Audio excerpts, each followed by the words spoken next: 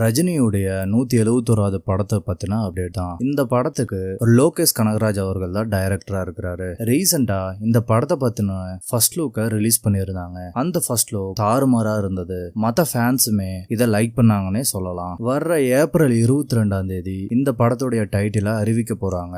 இது இல்லாம ரீசெண்டா இந்த படத்துடைய கதை என்னன்னு ஒரு நியூஸ் வெளியாயிருக்கு. அது என்னன்னா 40 ஆண்டுகளுக்கு முன்பு இந்தியால தங்க கடத்தல் அதிகமா இருந்துட்டு இருந்திருக்கு. சிங்கப்பூர், துபாய், அமெரிக்கா, அது இல்லாம சில நாடுகள்ல இருந்து ரகசியமா கோடிக்கணக்கான ரூபாய் மதிப்புள்ள தங்கம் இந்தியாவுக்கு திருடுத்தனமா கொண்டு வந்திருக்கிறாங்க. அந்த நேரத்துல விமான நிலையத்துல போதுமான பாதுகாப்பும் சோதனை முறையும் நவீன வசதி இல்லாதனால அதை கட்டுப்படுத்த முடியாம இருந்திருக்காங்க. அது இல்லாம பஸ் மூலியமாவும் ரயில் மூலியமாவும் கடத்தல் நடந்துட்டு வந்ததாகவும் இந்த சம்பவத்தை மையமா கொண்டுதான் இந்த படத்தை உருவாக்கப்பட்டிருக்காங்கன்னு சொல்லப்படுது. இந்த கதையில ரஜினி தங்க கடத்தல் தாதா இடத்துல நடிக்க இருக்கிறதாவும் சொல்லப்படுது. இந்த உண்மை சம்பவத்தை மையமா திரைக்கதை அமையறதுனால இதுக்கான ஸ்கிரிப்டை ரெடி பண்றதுக்கோசரம் Lokesh Kanagaraj April 22 title release ஆகிறதுக்கு முன்னாடி வரைக்கும் டைம் கொடுக்கப்பட்டுள்ளதாகவும் சொல்லப்படுது. இந்த வீடியோவை பொறுமையா பார்த்த உங்களுக்கு என்னுடைய மனமார்ந்த நன்றி. மீண்டும் உங்களை அடுத்த வீடியோவில் சந்திக்கிறேன். நன்றி, வணக்கம்.